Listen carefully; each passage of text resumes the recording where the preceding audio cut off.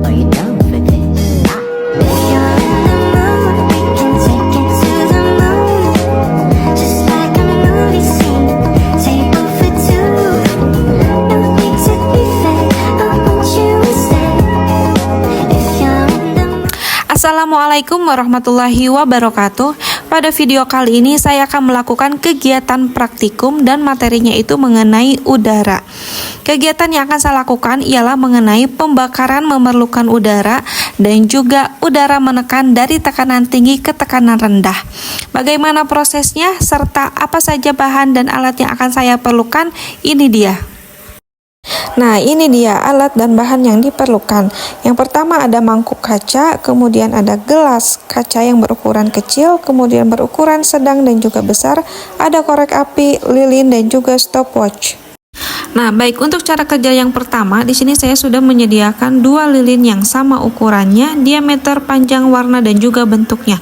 Kemudian sudah saya letakkan kedua lilin di atas lantai dan diberi jarak sekitar 30 cm. Setelah saya nyalakan kedua lilin tersebut, saya akan menutup salah satu lilin dengan gelas. Gelas yang akan saya coba pertama adalah dengan gelas yang berukuran sedang. Nah, kemudian saya akan bandingkan lama lilin menyala antara kedua lilin tersebut yang tertutupi gelas dan juga yang tidak tertutupi dengan gelas. Nah, saya akan tutup dengan gelas, kemudian saya akan amati menggunakan stopwatch untuk menghitung waktu berapa lama lilin akan meredup.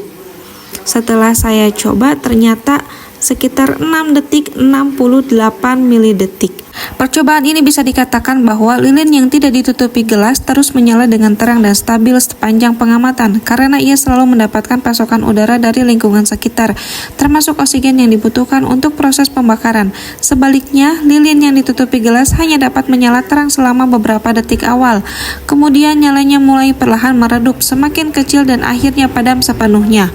Lama waktu lilin ini dapat bertahan menyala tergantung pada ukuran gelas yang dipakai. Semakin besar ruang dari dalam gelas, semakin banyak oksigen yang tersedia, sehingga waktu nyalanya menjadi lebih lama sebelum akhirnya habis. Peristiwa ini menunjukkan bahwa pembakaran sangat membutuhkan oksigen yang terkandung dalam udara. Ketika ditutup gelas, pasokan udara dari luar terputus, sehingga oksigen yang ada di dalam ruang gelas segera habis digunakan untuk pembakaran dan tanpa oksigen baru, nyala lilin tidak dapat bertahan hidup. Langkah selanjutnya, saya akan melakukan percobaan terhadap gelas yang ukurannya lebih kecil. Apa yang terjadi jika saya tutupkan terhadap lilin? Nah, seperti yang terlihat bahwa sebelum saya menyalakan stopwatch, ternyata api di dalam lilin ini langsung padam. Untuk memastikan, maka saya akan mengulangi percobaan tersebut. Saya akan nyalakan lilinnya kembali. Kemudian saya ambil gelas yang berukuran kecil tadi. Kemudian saya akan tutup terhadap lilin yang menyala. Nah, terbukti jelas bahwa di sini ternyata lilinnya langsung padam. Ini bisa dijelaskan dengan ketika menggunakan gelas yang berukuran lebih kecil untuk menutupi lilin, nyala lilin akan langsung meredup dan cepat padam. Hal ini terjadi karena ruang di dalam gelas sempit, sehingga jumlah oksigen yang tersedia sangat sedikit.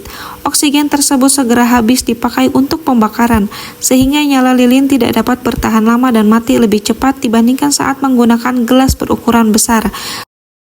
Untuk pengamatan selanjutnya, saya menyalakan lilinnya kembali dan saya akan gunakan gelas yang berukuran lebih sedang. Bagaimana apa yang terjadi apabila saya tutup terhadap lilin yang menyala?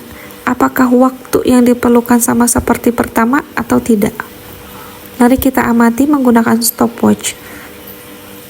Nah, ternyata ada perbedaan waktu saat percobaan yang pertama. Kali ini waktunya 5 detik 95 milidetik. Kemudian percobaan selanjutnya menggunakan gelas yang berukuran besar. Bagaimanakah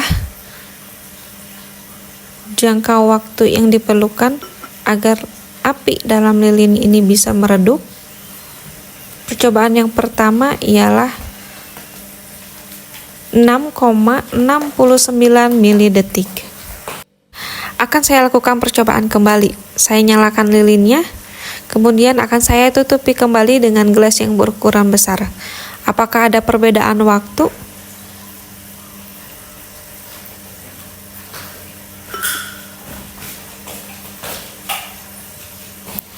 Sepertinya pada percobaan kedua ada perbedaan waktu. Ternyata kisaran 5,69 milidetik. Nah, untuk kegiatan praktikum selanjutnya, kali ini mengenai udara menekan dari tekanan tinggi ke tekanan rendah. Di sini saya sudah meletakkan lilin di atas mangkuk kaca.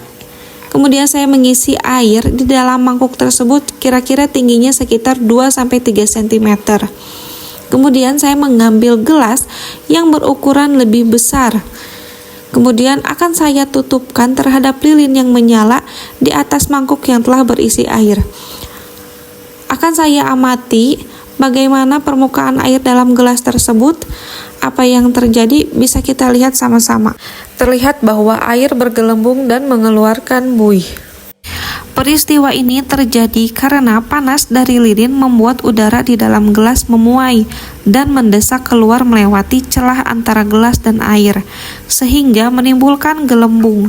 Ketika oksigen habis dan lilin padam, suhu di dalam gelas turun, udara menyusut, tekanan menjadi lebih rendah dari udara luar, lalu air terdorong masuk ke dalam gelas. Sebagai penutup, saya akan memberikan kesimpulan bahwa ternyata pembakaran lilin itu memerlukan oksigen dari udara. Jika pasokan udara ditutup, oksigen segera habis dan api padam. Udara juga memiliki tekanan. Saat suhu turun, tekanan di dalam gelas menjadi lebih rendah, sehingga air terdorong masuk ke dalam gelas oleh tekanan udara luar. Sekian pemaparan praktekum mengenai kegiatan udara ini. Terima kasih. Wassalamualaikum warahmatullahi wabarakatuh.